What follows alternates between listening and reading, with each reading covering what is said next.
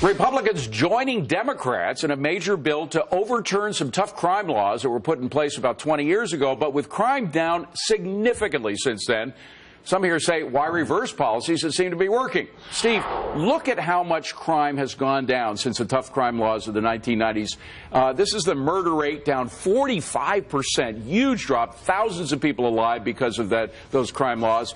And then we have the reversal of a trend. Violent crime was up from 75 to 95, but after the new crime rules came in, down 47%. Do we really want to change that? Yeah, it's fine to tweak these things, but one of the challenges, David, when you look at the prisoner population, is how many seemingly nonviolent criminals got there because of a plea bargain where you take a lesser plea to a lesser crime to avoid a trial. That's a great point. And there's a lot of that in there. The other thing is we have a federal system. States like New Jersey have been having some very successful experiments in taking nonviolent criminals and getting them back into the mainstream. Let's see what works on the federal and the state level, rather than doing a one-size-fits-all on the national level. Rich Karlgaard, to the first point that Steve made, which I think is very important, a lot of people that support this new crime law say, you know, there's so many innocent people or people, nonviolent offenders in prison. Well, in fact, a lot of them were violent offenders who pled down. Yeah, that's a very solid point, and I think Steve is right that this is a very nuanced discussion. We have so much more power with, from DNA to advanced analytics to new programs, and he's right. We should experiment because I think it's tragic.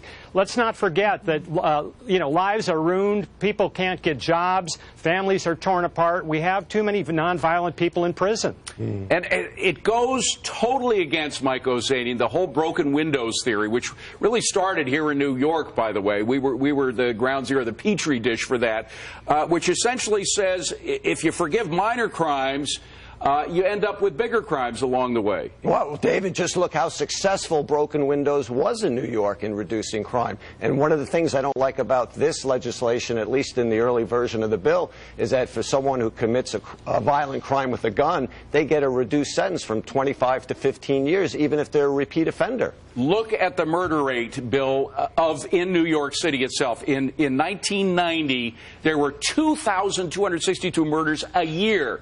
Now, 352. It's extraordinary. And this has created an economic rebirth of New York.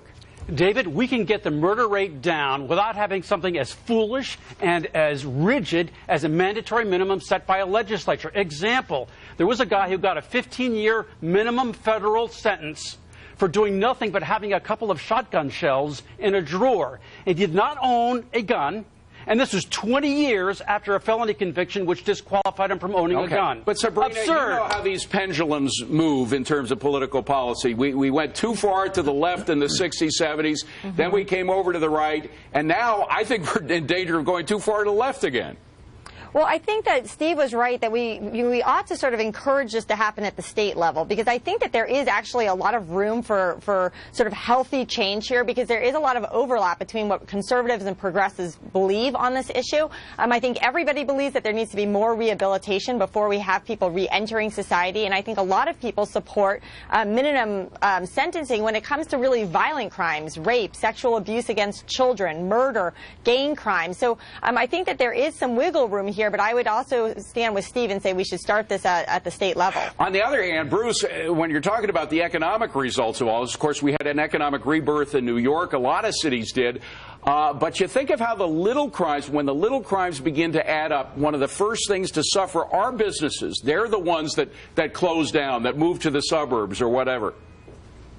Well, I guess what I like about this, when we talk a little bit about, people want to know what the local states think or whatever, but the local district attorneys have said that they like this because it keeps the lower level offenders, it gives them a chance at redemption, and it keeps the violent criminals out of their community. So I'm not caring so much about what Washington says on this, but the people that are trying to implement it. And but they Steve, seem to the like problem is that very often, if you let the lower crimes get out of hand, they turn into the bigger crimes. The New York City murders was 2,262 in 1990. Think of all the thousands of lives, Steve, that have been saved over the years. It's about 20,000 lives a year, every 10 years that have been saved as a result of these crime measures.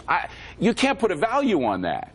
No, and that's why you got to make sure you don't swing too far in another direction. It's one thing to tweak sentencings and the like based on experience, but quite another to abandon broken windows theory. And one of the dangers is the war on police that you see in Baltimore, Chicago, and elsewhere, and what it's done to violent crime in those cities. It's been devastating. Great point. Great point. That's got to be it.